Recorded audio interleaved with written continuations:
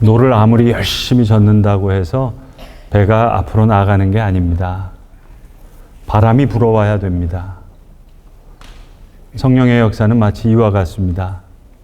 목회자가 열심히 기도하고 아무리 목회를 열심히 한다고 해서 교회가 부흥하고 성장하는 게 아닙니다. 성령의 바람이 불어와야 됩니다. 선교사님들이 선교지에서 열심히 선교하신다고 선교의 열매가 맺어지는 게 아닙니다. 성령의 바람이 불어와야 됩니다. 내가 성실하다고 매주일 예배의 자리를 지키는 게 아니에요. 성령의 바람이 불어와야 내가 참된 예배자가 되는 겁니다. 내가 불성실해서, 내가 믿음이 약해서 띄엄띄엄 예배의 자리를 나오는 게 아닙니다. 성령의 바람이 내 속에서 불지 않았기 때문에 그러한 것입니다. 옆에 분하고 한번 인사해 보실까요? 성령의 바람이 불어오셨군요. 네. 여러분 얼마나 존귀해요. 성령의 바람이 불어와서 여기 오셨으니까. 그러니까 우리가 엘리베이터에서 주민들 만나는 거랑은 좀 다르게 인사해야 되지 않겠어요? 좀 어색하고 좀 쑥스러울 수 있지만 함께 좀 밝게 인사하는 그런 교회의 문화가 되면 좋겠습니다. 성도 여러분, 오순절 성령 강림 사건은 갑툭튀 사건이 아닙니다. 그냥 갑자기 툭 하고 일어난 사건이 아닙니다. 하늘에서 갑자기 뚝 하고 떨어진 사건이 아닙니다. 맥락이 있습니다. 오늘 사도행전 2장에 오순절을 지키기 위해서 성전에 모였던 이들에게 성령이 바람처럼 불처럼 임해서 3,000명이 세례를 받았던 이 사건은 갑툭튀 사건이 아니라 출애굽기에 나오는 시내산 앞에서 이스라엘 백성들이 경험했던 첫 번째 오순절 사건이 재현되면서 그것이 회복되는 장면입니다. 그러한 맥락 가운데 일어난 일이에요. 이스라엘 백성들이 출애굽했어요. 홍해를 건넜어요. 수많은 일들이 있었어요. 50일을 걸어서 이제 시내산 앞에 나타났을 때 그때 하나님이 직접 나타나신 거예요. 하나님께서 전무후무하게 직접 말씀하신 거예요. 이것이 오순절입니다. 에덴 동산에서의 하나님의 임재가 사라졌어요. 노아 홍수 때 바벨탑의 사건을 통해서 점점 하나님의 임재는 후퇴했어요. 사라졌어요. 물론 하나님께서 아브라함을 부르시고 야곱을 부르셔서 이스라엘 되게 하셨고 요셉을 지켜주셨고 다시 떨기나무 앞에서 모세를 불러서 이스라엘 백성들을 출애굽하셨지만 하나님은 직접 저들에게 나타나지 않으셨습니다. 그래서 홍해를 건너 50일이 지나지 않았는데도 수많은 불평과 불만, 다툼과 소란이 일어났던 거예요. 그렇게 50일이 지난 후에 시내산 앞에서 하나님께서 직접 나타나신 거예요. 직접 말씀하시는 거예요. 처음으로 역사상. 이스라엘 백성들이 너무 두렵고 무서워서 우리는 도저히 하나님의 음성을 직접 듣지 못하겠으니 모세, 당신이 저 산에 올라가서 하나님의 음성을 듣고 우리에게 전해달라고. 그래서 밀어붙여서 모세를 산 위로 올려보낸 거예요. 그럼 조용히 기다렸어야죠. 근데 모세가 시간이 지났는데도 안 내려오는 거예요. 아, 모세가 죽었구나 싶어서 금송아지를 만든 거예요. 모세가 하나님의 십계명을 돌판에 받아가지고 나오는데 너무 분노해서 이 돌판을 깨트려 버리는 거예요. 그리고 3,000명이 죽었어요.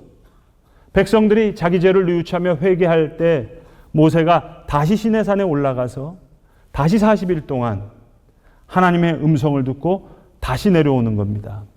자, 그렇다면 여러분, 오늘 사도행전 2장에 왜 3,000명이 베드로에게 세례를 받죠. 뜬금없이 아무 맥락 없이 그냥 3,000명입니까? 맥락이 있는 거예요.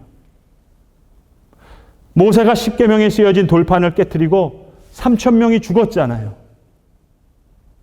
오늘 3,000명이 베드로 앞에서 세례를 받는 거예요. 죽은 자들이 다시 살아나는 거예요. 그들이 베드로의 말씀을 듣고 마음이 찔려 형제들아 우리가 어찌할꼬 하나님의 임재 앞에 떠는 거예요.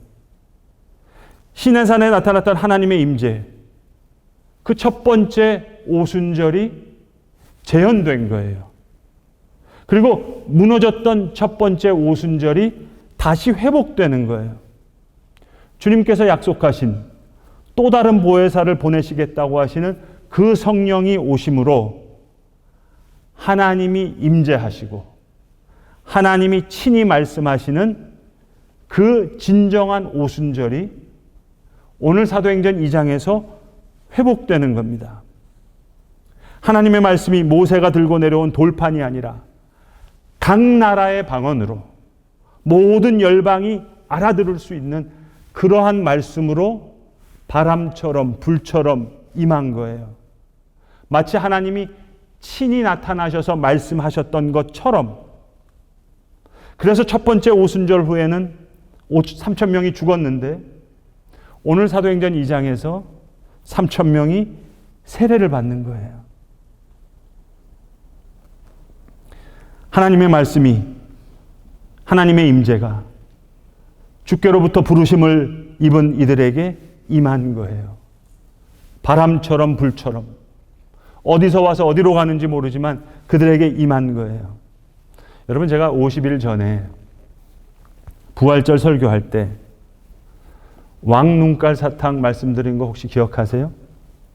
예수 부활했으니 할렐루야. 그러면서 꿀꺽 삼키면 안 된다고.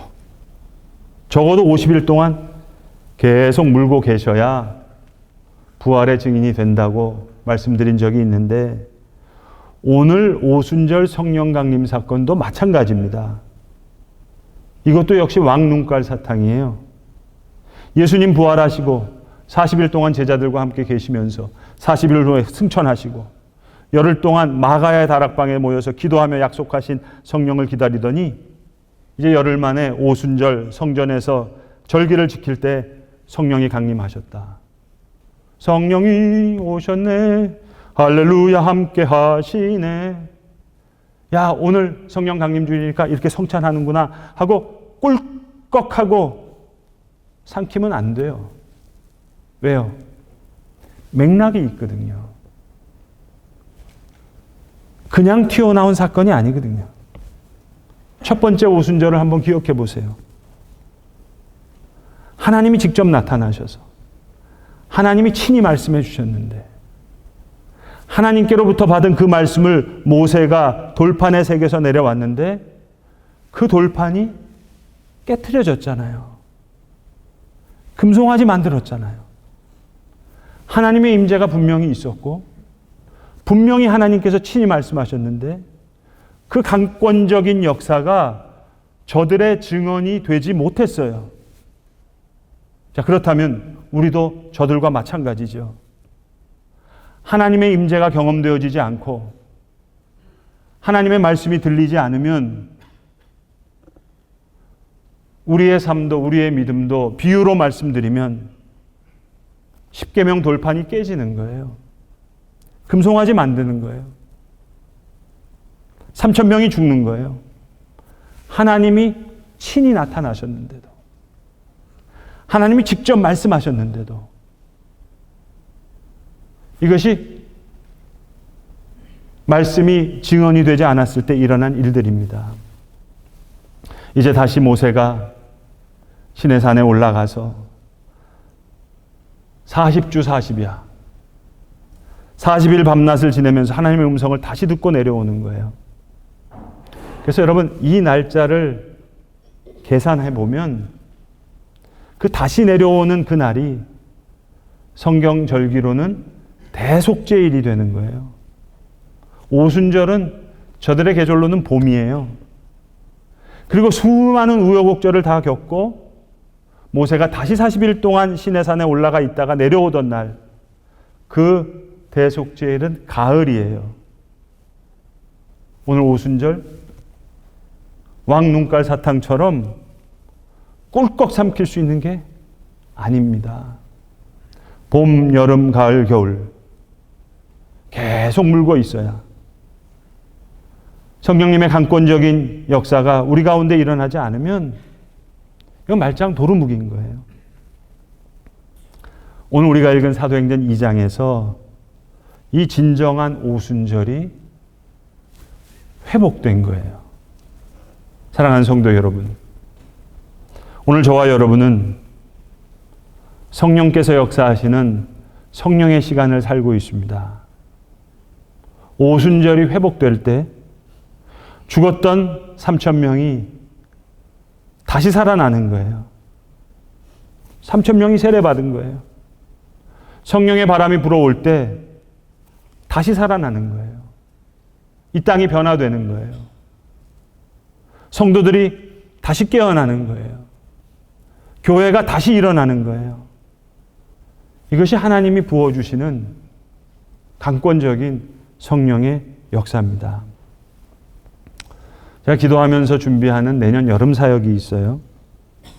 2026년 6월 말에, 그러니까 지금으로부터 한 1년 후가 되겠죠. 저 터키, 튀르키예 삼순 지역에 아랍어를 쓰는 난민교회도 있고 페르시아를 쓰는 난민교회도 있거든요. 저희 교회가 수년간 성탄 헌금을 모아서 이 현재 교회, 현지 교회 그 목회자들 지원금을 보내드렸는데, 가능하다면 저와 함께 이 선교를 같이 섬기는 목사님들, 한국교회 몇몇 교회 연합해서 이 아랍어 쓰는 교인들, 페르시아 쓰는 난민교인들 한 번도 여름 수양회 해본 적이 없거든요. 몇몇 우리 한국교회들이 함께 섬겨드리고 싶어요. 몇몇 교회들 함께 가서, 청년들도 함께 가서. 중요한 건 이겁니다.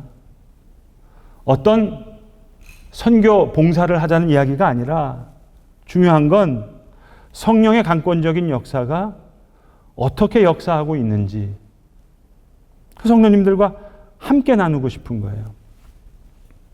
내후년에는 만약에 가능하다면, 우리 성도님들 원하신다면 4월 18일이 터키교회 순교의 날이거든요. 다 함께 열방에 있는 교회들이 모여서 한번 하나님을 섬기는 그 교회들을 축복하는 그런 시간을 갖고 싶어요.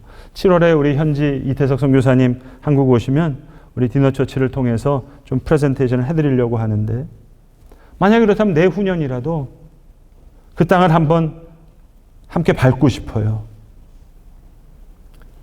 초대교회가 있었던 땅이잖아요. 성경의 역사가 기록된 땅이잖아요. 그런데 그건 성령의 역사가 있었을 때 이야기고요.